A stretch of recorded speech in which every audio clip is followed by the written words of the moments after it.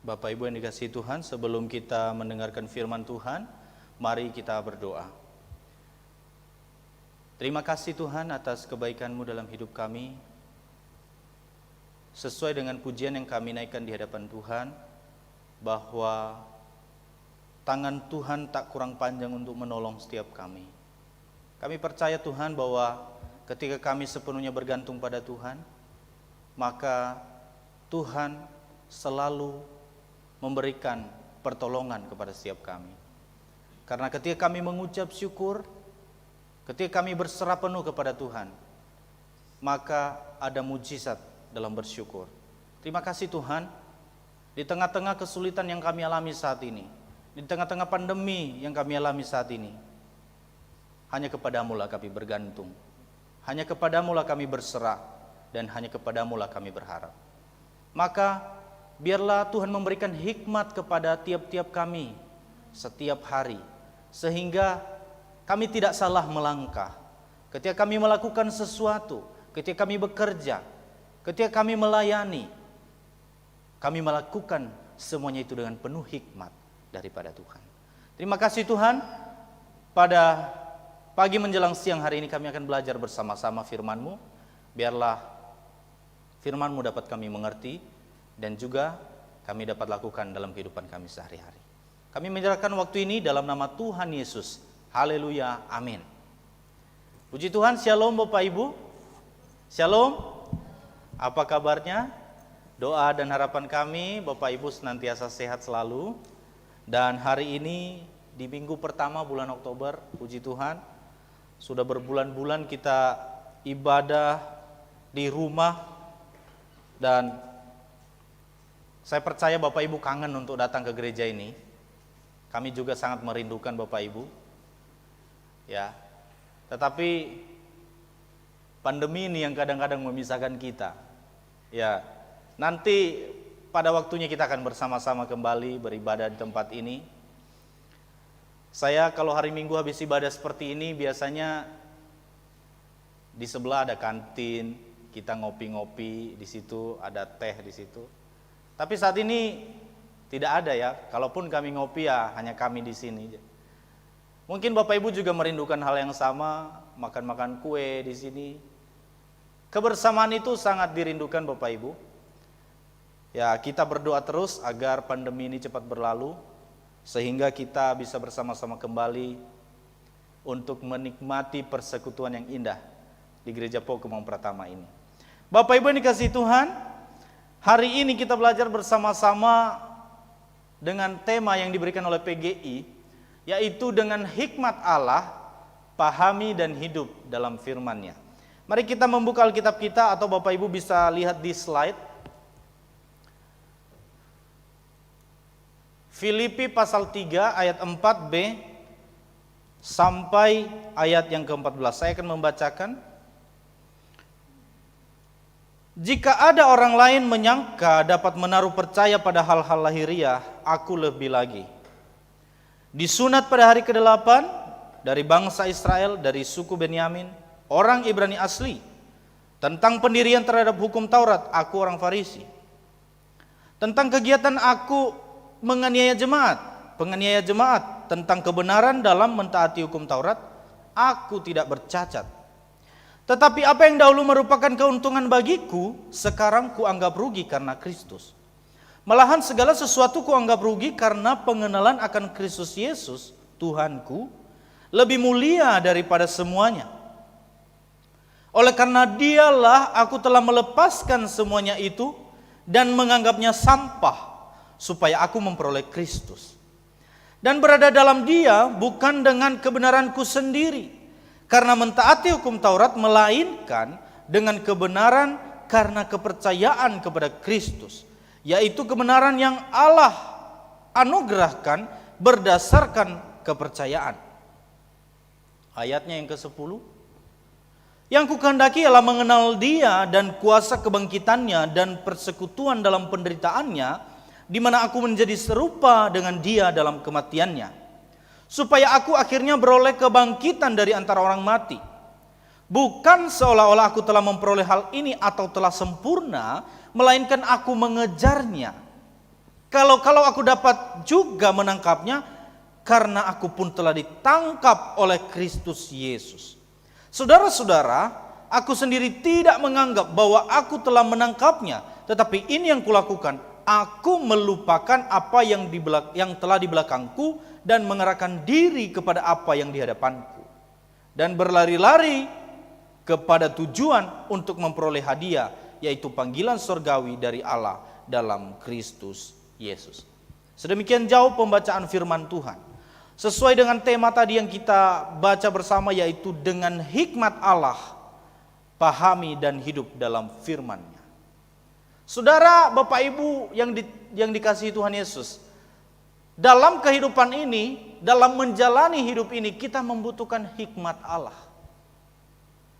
Dalam mengambil sebuah keputusan dan dalam menjalani kehidupan kita sehari-hari, dalam bekerja, kita membutuhkan hikmat Allah.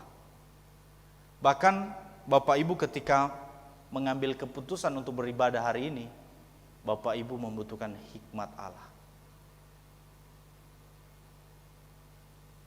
Hidup kita sebagai orang Kristen, kalau tidak bisa berjalan dengan hikmat Allah, kalau kita tidak mempunyai hikmat di dalam menjalani kehidupan kita, maka kita bisa saja terjerumus dalam perbuatan-perbuatan yang tidak sesuai dengan kehendak Tuhan.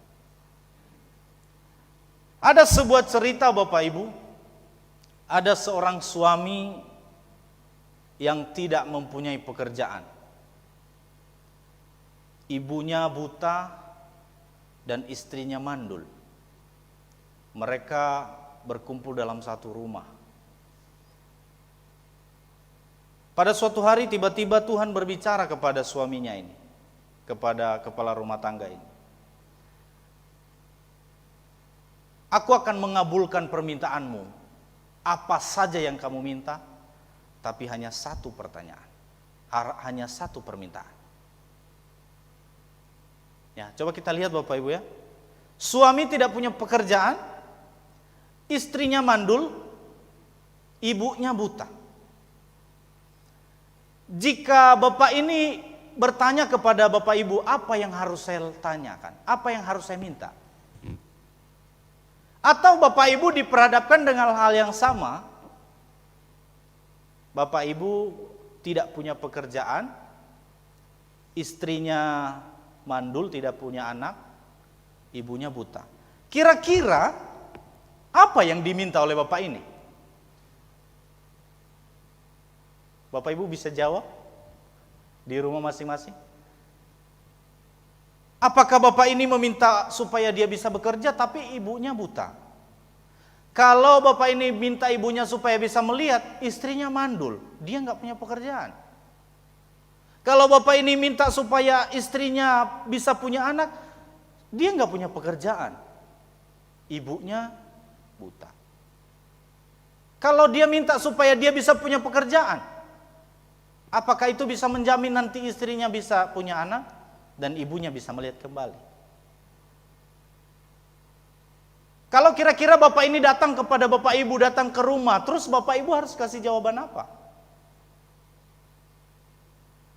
Hanya satu permintaan. Nah Bapak Ibu ini kasih Tuhan, nanti kita akan menjawab apa yang menjadi permintaan dari Bapak ini. Sebelum kita masuk lebih jauh Bapak Ibu, kita belajar bersama-sama tentang hikmat. Hikmat secara umum itu adalah definisi dasarnya, yaitu penggunaan suatu pengetahuan dengan benar. Ya. Penggunaan suatu pengetahuan dengan benar. Tidak hanya sebatas pengetahuan, tetapi lebih aplikatif, apa yang sudah dia ketahui digunakan dengan benar. Lebih jauh lagi, hikmat dan pengetahuan itu adalah pengetahuan diidentikan dengan informasi yang tepat, sedangkan hikmat didefinisikan sebagai kemampuan untuk menggunakan informasi yang tepat itu pada waktu dan cara yang tepat. Ya, berbeda ya Bapak Ibu ya, tentang hikmat dan pengetahuan. Saya rasa pun Bapak Ibu sudah mempelajari hal ini. Dulu saya belajar di mata pelajaran bahasa Indonesia. Nah, ada juga hikmat yang bukan dari Allah. Nanti kita pelajari. Ada ayat-ayat firman Tuhannya. Hikmat yang bukan dari Allah adalah berpusat pada ego diri sendiri dan berpijak dari diri sendiri. Maka kita membutuhkan hikmat dari Tuhan. Untuk apa? Untuk kita bisa menjalani kehidupan kita dengan baik. Karena di dalam menjalani kehidupan kita ini, mulai dari bangun pagi sampai tidur malam, kita membutuhkan hikmat setiap harinya. Ketika Bapak Ibu bangun pagi, Bapak Ibu harus mengambil keputusan, saya mau baca firman Tuhan, saya mau berdoa atau tidak. Membutuhkan hikmat. Padahal kita sudah tahu bahwa firman Tuhan mengatakan kepada kita, kita harus rajin baca firman Tuhan. Sehingga Bapak Ibu, ketika Raja Salomo di dalam 1 Raja-Raja pasalnya yang ketiga ayat 4, ketika Tuhan mengatakan kepada Salomo, apa yang ingin kamu minta kepadaku? Kira-kira apa yang diminta oleh Salomo? Dikatakan di 1 Raja-Raja 3 ayat 9, maka berikanlah kepada hambamu ini hati yang faham, menimbang perkara untuk menghakimi umatmu dengan dapat membedakan antara yang baik dan yang jahat, sebab siapakah yang sanggup menghakimi umatmu yang sangat besar ini. Saudara yang dikasihi Tuhan, ketika Allah mengatakan kepada kita, Tuhan berkata kepada kita, apa sih yang pengen kamu minta? Minta saja. Apa yang kira-kira Bapak Ibu minta dari Tuhan? Kalau kita perhatikan di sini Bapak Ibu, di ayat 10, 1 Raja-Raja 3. Lalu adalah baik di mata Tuhan bahwa Salomo meminta hal yang demikian. Coba kita perhatikan baik-baik. Jadi berfirmanlah Allah kepadanya, oleh karena engkau telah meminta hal yang demikian dan tidak meminta umur panjang atau kekayaan atau nyawa musuhmu, melainkan pengertian untuk memutuskan hukum, maka sesungguhnya aku melakukan sesuai dengan permintaanmu itu. Saudara-saudara yang dikasihi Tuhan, Allah sendiri yang berkata bahwa Raja Salomo tidak meminta kekayaan, tidak meminta umur panjang, tidak meminta nyawa musuhnya, tetapi dia minta hikmat dari Tuhan. Kita bisa bayangkan Bapak Ibu betapa pentingnya hikmat ini dalam kehidupan kita. Raja Salomo meminta hikmat bukan untuk kepentingan dirinya sendiri, tetapi untuk kepentingan bangsa Israel, untuk dia dapat memimpin, dapat mengambil keputusan-keputusan dalam kepemimpinannya. Tidak hanya seorang pemimpin yang membutuhkan hikmat, setiap kita orang Kristen membutuhkan hikmat. Secara jujur, kalau Tuhan mengatakan apa yang kamu minta, jangan-jangan kita hanya meminta kekayaan, jangan-jangan kita malah minta umur panjang. Tapi Salomo tidak meminta itu. Tapi coba kita lihat Bapak Ibu, ayat yang ke-13, dan juga apa yang tidak kau minta aku berikan kepadamu. Coba bayangkan, Salomo tadi meminta hikmat, Tuhan berikan hikmat. Karena Salomo tidak minta kekayaan, maka Tuhan memberikan kekayaan. Dikatakan, sehingga baik kekayaan maupun kemuliaan, sehingga sepanjang umurmu takkan ada seorang pun seperti engkau di antara raja-raja. Dan jika engkau hidup menurut jalan yang kutunjukkan dan tetap mengikuti segala ketetapan dan perintahku, sama seperti ayahmu Daud, maka aku memperpanjang umurmu. Luar biasanya Raja Salomo. Maka kalau kita baca kitab Amsal, di situ sangat menarik kata-kata bijak yang penuh hikmat itu dituliskan oleh Salomo.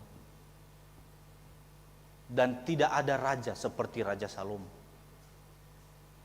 Nah Bapak Ibu yang dikasihi Tuhan, dituliskan di dalam 1 Raja-Raja pasal 4 ayat 29. Dan Allah memberikan kepada Salomo hikmat dan pengertian yang amat besar, serta akal yang luas seperti dataran pasir di tepi laut. Bapak Ibu yang dikasihi Tuhan, hikmat Allah terletak pada sikap hati yang membuat seseorang memiliki pengertian yang luas, bijaksana, pendamai, penuh belas kasih, dan rendah hati. Seseorang yang pintar belum tentu berhikmat. Ya. Seseorang yang gelarnya udah mentok sampai S3 pun, itu bukan jaminan untuk seseorang itu mempunyai hikmat.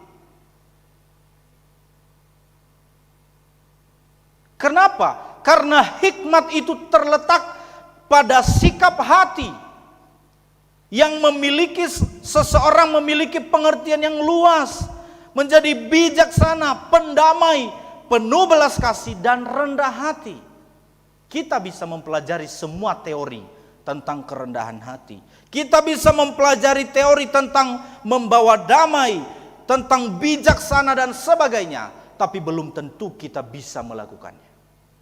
Oleh sebab itu kita membutuhkan hikmat yang daripada Tuhan untuk kita dapat menjalani kehidupan kita sesuai dengan apa yang telah kita ketahui. Dan itulah yang diminta oleh Salomo pada saat itu. Dan ini wajib kita miliki sebagai orang-orang Kristen. Contohnya apa Bapak Ibu? Ada banyak contoh dalam kita mengupload di sosial media contohnya ya. Karena saat ini membuat kita di pandemi ini kebanyakan kita di depan komputer. Dan pasti setiap hari kita buka sosial media. Saudara yang dikasihi Tuhan, ketika kita mengupdate status saja, itu kita membutuhkan hikmat. Betul ya? Ketika kita mengupdate status saja, kita membutuhkan hikmat dari Tuhan. Ketika kita memperlakukan orang lain, ketika kita menegur orang lain, ketika kita menasehati orang lain, kita membutuhkan hikmat. Nah Bapak Ibu yang dikasihi Tuhan, di dalam keluarga kita, misalnya ada persoalan rumah tangga, suami istri ada ketidakcocokan misalnya dalam hal berpendapat. Dalam penyelesaiannya pun kita membutuhkan hikmat. Jika saya melakukan ini, apakah bagaimana resikonya dan sebagainya. Ada pertimbangan-pertimbangan, ada kebijaksanaan di dalamnya. Itulah hikmat. Nah Bapak Ibu yang dikasihi Tuhan, sesuai dengan teks yang kita baca tadi bahwa dalam kehidupan Pauluslah yang menulis surat Filipi ini. Dalam kehidupannya ada perbedaan yang signifikan sebelum mengenal Kristus dan setelah mengenal Kristus. Dulu dan sekarang. Ada perbedaan yang signifikan di situ kalau kita lihat Bapak Ibu. Mari kita lihat Paulus sebelum mengenal Kristus di dalam Filipi pasal 3 ayat 5 sampai 6. Yang pertama adalah Paulus menaruh percaya pada hal-hal lahiriah. Ya. Paulus mengatakan kepada orang-orang pada saat itu, jikalau orang lain menaruh harapan kepada hal-hal lahiriah, aku lebih lagi. Dia mau bersaksi. Sebelum dia mengenal Kristus, Paulus lebih lagi di dalam menaruh percayanya kepada hal-hal lahiriah. Apa itu? Bagaimana mementingkan kepentingan diri sendiri dan sebagainya. Bagaimana supaya Paulus bisa terkenal dan sebagainya. Hal-hal yang lahiriah itulah yang selalu diandalkan oleh Paulus sebelum dia mengenal Kristus. Seperti hikmat tadi yang bukan berasal dari Allah, yang berpijak dari dirinya sendiri. Untuk kepentingan dirinya sendiri. Apapun yang dilakukan supaya dirinya sendiri. Untuk kepentingan dirinya sendiri. Itulah salah satu perilaku Paulus sebelum mengenal Kristus. Yang kedua, dia mengatakan bahwa dia dari golongan dari bangsa Israel. Berarti dia dari golongan ternama. Kalau orang lain mengatakan saya berasal dari daerah ini, dari daerah ini, Paulus mengatakan saya dari bangsa Israel. Saya golongan ternama. Daerah saya lebih terkenal daripada daerah-daerah kalian. Yang kedua, yang ketiga, sebelum mengenal Kristus, dikatakan di situ bahwa dia menganiaya jemaat. Ya. Yang ketiga, dia menganiaya jemaat di pasal 3 ayatnya yang kelima, disunat pada hari ke-8 dari bangsa Israel dari suku Benyamin, orang Ibrani asli, tentang pendirian terhadap hukum Taurat, aku orang Farisi. Tentang kegiatan aku penganiaya jemaat. Ya. Kalau kita perhatikan, Paulus pada saat itu ketika dipanggil oleh Tuhan, tujuannya adalah di dalam perjalanan menuju ke Damsyik. Tujuannya ke Damsyik buat apa? Untuk menganiaya jemaat. Dan bukan hanya pada saat itu dilakukan. Sebelum dia mau pergi ke Damsyik, dia sudah melakukan perbuatan-perbuatan yang luar biasa untuk membunuh orang Kristen. Saudara bisa bayangkan Bapak Ibu, membunuh orang Kristen, perasaan kita bagaimana sih kalau kita sudah membunuh orang? Harusnya ada rasa bersalah yang luar biasa gitu dalam diri. Tetapi karena Paulus tidak mengenal Kristus, maka yang keempat, Paulus menganggap semuanya itu sebuah keuntungan. Saudara-saudara yang dikasihi Tuhan Yesus Kristus, orang yang belum mengenal Kristus, maka wajar saja kalau seseorang ini menaruh percaya kepada hal lahiriah untuk kepentingan diri sendiri. Kenapa? Karena dia belum mengenal Kristus. Nah, jikalau dia membunuh orang lain, mungkin di bangsa Indonesia pasti, di bangsa Indonesia ada hukuman untuk orang yang membunuh orang lain. Tetapi Bapak Ibu, kalau belum mengenal Kristus, mungkin kita bisa mengatakan, oh iya, karena dia belum mengenal Kristus. Tapi Bapak Ibu, kalau orang sudah mengenal Kristus, tetapi menganggap hal-hal lahiriah ini sebagai sebuah keuntungan, disinilah kesalahan yang fatal. Maka Bapak Ibu, Paulus menulis di dalam 1 Korintus 3:9, karena hikmat dunia ini adalah kebodohan bagi Allah, sebab ada tertulis, ia yang menangkap orang berhikmat dalam kecerdikannya. Itulah perbedaan orang berhikmat dalam Tuhan dengan orang yang berhikmat di dalam dunia ini. Orangnya seakan-akan pintar, ya, pintar menipu, pintar untuk menjatuhkan orang lain. Seakan-akan orang berhikmat, iya, dia berhikmat, dia pintar, dia cerdik untuk menjatuhkan orang lain. Itu bukan hikmat dari Allah. Jangan sampai kita sudah menjadi orang Kristen, terus kita menganggap itu sebuah keuntungan. Menjatuhkan orang lain sebuah keuntungan, membunuh orang lain merupakan sebuah keuntungan. Maka Bapak Ibu, ketika Paulus sudah hidup dalam Kristus, maka di ayat 8 dikatakan, malahan segala sesuatu kuanggap rugi karena pengenalan akan Kristus Yesus. Bagaimana Paulus bisa berbalik dari semua itu? Paulus mengalami perjumpaan pribadi dengan Tuhan, dengan proses yang luar biasa. Dalam perjalanannya Paulus, dia harus mengalami kebutaan di situ ketika dia bertemu dengan Tuhan secara pribadi. Dan pada akhirnya Paulus mengatakan, aku menganggap rugi semua perbuatanku yang telah berlalu itu. Kenapa dianggap rugi? Oleh karena pengenalan akan Kristus. Coba lihat Bapak Ibu, bukan hanya sekedar tidak berguna apa yang dia lakukan, tetapi merupakan sebuah kerugian. Inilah yang menjadi titik di mana seseorang lahir baru Bapak Ibu. Ketika dia menyadari bahwa apa yang dia lakukan sebelum dia mengenal Kristus, itu semuanya seperti sampah. Dan saya pikir semua kita harus berada di titik yang sama, di mana kita sebagai orang Kristen mengalami lahir baru, menyadari atas setiap perbuatan kita di masa lalu, dan meninggalkan semuanya itu, dan menganggap semuanya itu rugi. Dan kita berbalik kepada Tuhan Yesus Kristus. Kenapa Paulus menganggap rugi? Yang kedua adalah, karena pengenalan akan Kristus itu lebih mulia. Ya. Dikatakan di ayat 8. Pengenalan akan Kristus Tuhanku lebih mulia daripada semuanya. Oleh karena dialah aku telah melepaskan semuanya itu dan menganggapnya sampah supaya aku memperoleh Kristus. Menganggapnya sampah, memperoleh Kristus dan mengenal Dia. Kalau kita sudah menganggap perbuatan-perbuatan seperti yang dilakukan oleh Paulus ini, mementingkan diri sendiri, membunuh orang Kristen. Kalau kita sudah menganggap sifat-sifat itu sebagai sampah, kita tidak akan pernah mengambil sampah itu kembali. Lalu kita taruh di rumah kita.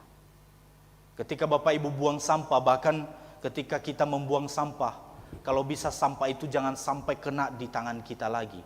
Kita taruh di dalam plastik, kita bungkus, baru kita buang di tong sampah. Kenapa? Karena sampah itu sangat menjijikan. Itu baunya minta ampun. Tetapi kadang-kadang orang-orang Kristen yang mengaku sudah percaya kepada Kristus kembali lagi kepada sampah-sampah itu, mengambilnya, menaruhnya lagi di dalam diri mereka. Begitu menyedihkan. Paulus menganggap perbuatan-perbuatan yang tidak sesuai dengan hikmat Tuhan itu, menganggapnya sebagai sampah yang harus dibuang, dan kalau bisa tidak akan pernah sampah itu kembali di rumah kita. Saudara-saudara yang kasih Tuhan, mau tidak mau, kalau kita sudah mengambil keputusan sebagai orang Kristen, kita harus meninggalkan semua masa lalu yang tidak sesuai dengan kehendak Tuhan, dan kita harus hidup dalam firman Tuhan, yaitu hidup dalam hikmat Tuhan. Saudara yang kasih Tuhan, saya memberikan sebuah contoh. Ketika Salomo menuliskan di dalam Amsal 12 ayat 18, dikatakan, lidah orang bijak mendatangkan kesembuhan. Lidah tidak dapat mengontrol dirinya sendiri, hanya si pemiliknya lah yang mampu mengontrolnya. Salah satu contoh di mana kita bisa mengetahui orang itu berhikmat atau tidak, dalam dia mengontrol lidahnya. Orang yang berhikmat itu dapat mengontrol lidahnya dengan baik. Suatu hari Bapak Ibu, ada seorang filsuf mengatakan kepada pelayannya, ambilkan, tolong buatkan saya makanan yang paling enak, yang paling lezat. Maka pelayannya tiba-tiba datang, dia persiapkan, ditaruhlah di atas meja seorang filsuf ini. Maka apa yang disajikan oleh pelayan itu? Yang disajikan adalah sebuah lidah. Lalu filsuf mengatakan kepada pelayan ini, kenapa kamu menyajikan lidah sebagai makanan terenak? Pelayan yang mengatakan, karena dengan lidah kita bisa memberikan motivasi kepada orang lain. Karena dengan lidah kita bisa menegur orang lain. Karena dengan lidah kita bisa membangun orang lain. Karena dengan lidah kita bisa memberikan kekuatan kepada orang lain. Setelah itu filsuf ini berkata kepada pelayannya, oke, kalau begitu ambilkan saya makanan yang paling tidak enak. Pelayannya mempersiapkan dan datang kembali ke meja seorang filsuf ini. Dan apa yang disajikan oleh pelayan ini? Dia menyajikan hal yang sama, yaitu lidah. Filsuf mengatakan, kenapa kamu menyajikan lidah lagi kepada saya? Pelayan ini mengatakan, karena dengan lidah kita bisa membunuh karakter orang. Karena dengan lidah kita bisa mencaci orang. Karena dengan lidah kita bisa menjatuhkan orang lain. Bapak Ibu yang dikasihi Tuhan, lidah bisa menjadi sesuatu yang baik, yang memberkati orang lain kalau kita bisa mengendalikannya dengan baik. Tetapi lidah bisa menjadi sebuah malapetaka yang besar kalau kita tidak bisa mengendalikannya. Maka Bapak Ibu, untuk bisa mengendalikan lidah, kita membutuhkan hikmat dari Tuhan. Salah satu contohnya, kenapa saya kasih salah satu contohnya adalah lidah? Karena lidah ini kita pergunakan setiap hari. Bapak Ibu nonton kemarin waktu, saya percaya Bapak Ibu sudah nonton yang seorang ibu mengajar anaknya. Pancasila. Satu, yang Tuhanan yang Maha Esa. Waduh, mengalami pergumulan yang berat ya. Mungkin Bapak Ibu yang punya anak-anak SD, anak-anak TK mengalami pergumulan yang sama Bapak Ibu. Ketuhanan yang Maha Esa, yang Tuhanan yang Maha Esa. Baru ibu itu bilang ambilkan dulu sapu. Tetap saja anak ini nggak bisa Bapak Ibu. Saudara-saudara yang dikasih Tuhan, mari kita melihat diri kita Bapak Ibu. Sudahkah kita bijak di dalam menjalankan kehidupan kita ini? Di dalam Filipi 3 ayat 15 sampai 16. Karena itu marilah kita yang sempurna berpikir demikian, dan jikalau lain pikiranmu tentang salah satu hal, hal itu akan dinyatakan Allah juga kepadamu. Tetapi baiklah tingkat pengertian yang telah kita capai, kita lanjutkan menurut jalan yang telah kita tempuh. Di sini kita perlu garis bawahi, dan jikalau lain pikiranmu tentang salah satu hal, hal itu akan dinyatakan Allah kepadamu. Kita tidak bisa berpikir seperti Allah berpikir. Kita tidak bisa mencapai hal itu. Tetapi setidaknya kita bisa melakukan hal yang dikehendaki oleh Tuhan. Setidaknya kita tahu apa yang dikehendaki oleh Tuhan pada kita. Maka di sini dikatakan Paulus sudah bekerja keras, sudah melakukan bagiannya untuk mengaplikasikan hikmat itu dalam kehidupannya. Tetapi kalaupun lain dalam pikirannya, maka Allah menyatakan itu kepadanya. Ada pekerjaan Roh Kudus dalam diri kita. Bapak Ibu, terkadang jikalau seseorang dengan tiba-tiba curhat kepada kita, menceritakan semua masalah-masalahnya, dan masalah orang ini kita tidak tahu sebelumnya, terkadang Roh Kudus mengingatkan kita. Terkadang Roh Kudus bekerja dalam diri kita untuk kita bisa memberikan solusi yang terbaik kepada orang itu. Padahal kita tidak tahu bagaimana kita harus memberikan solusi kepada orang itu. Allah Roh Kudus itu bekerja dalam diri seseorang. Maka Salomo mengatakan lagi, karena Tuhanlah yang memberikan hikmat, dari mulutnya datang pengetahuan dan kepandaian. Hikmat ini hanya berasal dari Tuhan. Kalau Bapak Ibu mencari hikmat di dunia ini, Bapak Ibu tidak akan pernah menemukannya. Maka seperti Salomo meminta hikmat dari Tuhan, marilah kita setiap harinya, Tuhan berikan saya hikmat, berikan saya hikmat. Bapak Ibu yang dikasihi Tuhan, pertanyaannya adalah, bagaimana kita dapat mendapat hikmat itu? Yang pertama, kita harus memastikan diri kita sudah lahir baru. Seperti tadi Paulus, dia mengalami perjumpaan dengan Kristus. Yang kedua adalah berbicara tentang komunitas. Kepada siapa kita bergaul? Kalau Bapak Ibu bergaul kepada orang-orang yang setiap hari berkata-kata dengan tidak ada hikmatnya, hanya kata-kata makian, atau bergaul dengan orang-orang yang seperti dikatakan Paulus tadi, mementingkan hal-hal lahiriah, maka lama-kelamaan kita akan menjadi orang seperti itu. Coba kita lihat Bapak Ibu, ketika Paulus menerima Kristus sebagai juru selamat dalam kehidupannya, dia juga hidup dalam komunitas yang sama, orang-orang yang mengenal Kristus dengan baik. Dan pada akhirnya ada Timotius. Pada akhirnya ada banyak anak-anak rohaninya. Kenapa? Setelah mengenal Kristus, Paulus hidup dalam komunitas yang baik.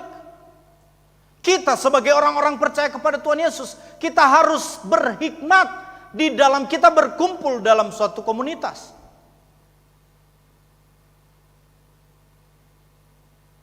Bapak Ibu yang dikasihi Tuhan, yang ketiga adalah Kita harus hidup dalam doa, pujian, dan penyembahan. Bapak dari Salomo ini adalah Daud.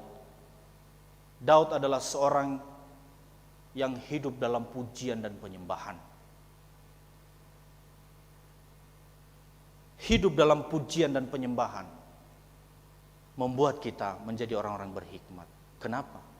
Karena berbicara tentang praise and worship, berbicara tentang doa, pujian dan penyembahan, itu berbicara tentang hubungan yang intim dengan Tuhan. Dan yang keempat adalah mendengar, membaca, dan merenungkan firman Tuhan. Bapak Ibu yang dikasihi Tuhan, setiap hari kami mengirimkan renungan pagi.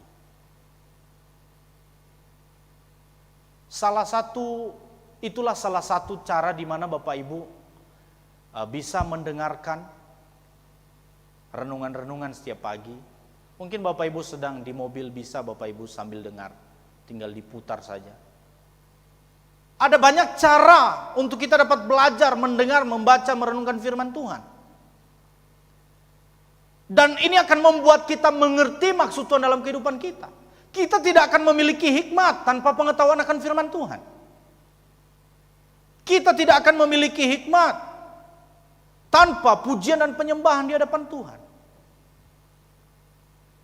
Pujian dan penyembahan ini berbicara tentang hati Bapak Ibu.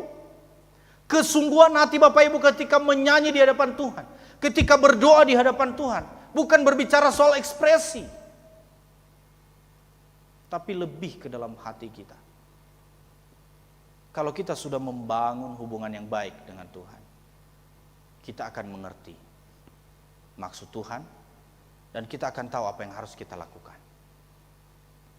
Bapak Ibu dikasihi Tuhan, maka saat jalan buntu, kita ke kiri buntu juga, kita ke kanan buntu, kita ke depan buntu, kita ke belakang buntu juga. Tidak ada jalan keluar dalam kesulitan-kesulitan yang kita hadapi. Maka lihatlah ke atas. Kenapa? Kesulitan itu kadang menyadarkan kita bahwa kita manusia terbatas yang membutuhkan hikmat Allah. Dalam kesulitan terkadang kita seperti itu Bapak Ibu. Dalam berbagai aspek kita sudah tidak bisa berbuat apa-apa lagi. Tapi kita harus tahu, terkadang kesulitan itu membuat kita bahwa kita butuh pertolongan Tuhan. Kita butuh hikmat Tuhan. Supaya jalan buntu yang kita tempuh itu menjadi terbuka. Karena Tuhan memberikan solusi. Tapi terkadang Bapak Ibu dalam kehidupan ini, kita menunggu dulu supaya semua buntu baru kita datang pada Tuhan. Jangan tunggu semuanya buntu baru datang pada Tuhan. Kita membutuhkan hikmat. Maka di dalam pandemi-pandemi ini kita membutuhkan hikmat dari Tuhan. Bapak Ibu yang dikasihi Tuhan, saat kita menghadapi kesulitan, hikmat dunia tidak akan pernah mampu dan tidak akan pernah cukup untuk menyelesaikan persoalan hidup. Tidak akan pernah. Kita membutuhkan hikmat Allah. Maka kalau sering dikatakan beriman dan berhikmat, itu adalah suatu kesatuan yang tidak bisa dipisahkan. Kita percaya Tuhan menolong, lalu kita nggak berhikmat, kita berdiri di jalan tol, langsung kita ditabrak. Kita membutuhkan hikmat Allah dalam kesulitan, walaupun dalam keadaan sukacita, kita tetap membutuhkan hikmat Allah. Mungkin Bapak Ibu pernah dengar cerita monyet. Monyet itu kalau ada angin begitu kencang, dia tidak akan pernah jatuh. Tapi terkadang angin sepoi-sepoi lah yang membuat dia jatuh. Dalam kondisi apapun, kita membutuhkan hikmat Allah. Ketika Paulus telah menerima Kristus Yesus sebagai juru selamat dalam kehidupannya, maka Paulus mengatakan di ayat 13, saudara-saudara, aku sendiri tidak menganggap bahwa aku telah menangkapnya, tetapi yang kulakukan, aku melupakan apa yang telah di belakangku dan mengarahkan diri kepada apa yang di hadapanku. Dan berlari-lari kepada tujuan untuk memperoleh hadiah, yaitu panggilan surgawi dari Allah dalam Kristus Yesus. Paulus saja mengatakan bahwa berlari-lari berarti ada suatu usaha untuk melakukan yang terbaik dengan penuh hikmat yang daripada Tuhan. Kita juga wajib melakukan hal yang sama. Bapak Ibu dikasihi Tuhan, kembali tadi ke pertanyaan, apa yang Bapak ini minta? Ketika dia tidak punya pekerjaan, istrinya mandul, dan ibunya buta. Tentunya Bapak ini membutuhkan hikmat. Bagaimana, apa yang harus dia minta sehingga persoalannya ini bisa terselesaikan dengan baik. Yang dia minta adalah, Tuhan, bukalah mata ibu saya supaya dia bisa melihat anak saya minum susu di pinggan emas. Sekali lagi, Tuhan, bukalah mata ibu saya supaya dia bisa melihat anak saya minum susu di pinggan emas. Satu pertanyaan terjawab 3 persoalan. Bapak Ibu dikasihi Tuhan, sebagai penutup dari khotbah saya pada pagi hari ini, dalam Yakobus pasal 3 ayat 17. Tetapi hikmat yang dari atas adalah pertama-tama murni, selanjutnya pendamai, peramah, penurut, penuh belas kasihan, dan buah-buah yang baik. Tidak memihak dan tidak munafik. Amin. Tuhan Yesus memberkati kita semua. Sebelum kita masuk dalam perjamuan kudus, kita bersyukur atas kebenaran firman Tuhan. Mari kita berdoa. Kami mengucap syukur kepadamu ya Tuhan buat firman-Mu. Berikanlah hikmat kepada setiap kami untuk dapat menimbang hal-hal yang baik yang harus kami lakukan dan hal-hal yang tidak baik yang tidak boleh kami lakukan setiap harinya. Biarlah firman-Mu dapat menjadi rema dalam kehidupan kami, sehingga kami bisa menjadi orang-orang yang menjadi pelaku-pelaku firman Tuhan, bukan hanya sekedar pendengar firman-Mu. Terima kasih Tuhan, kami membutuhkan hikmat di masa-masa yang sekarang ini, maupun di masa-masa yang akan datang, untuk kami dapat hidup bijak seturut dengan kehendak Tuhan. Terima kasih Bapa, dalam nama-Mu kami berdoa dan mengucap syukur. Haleluya.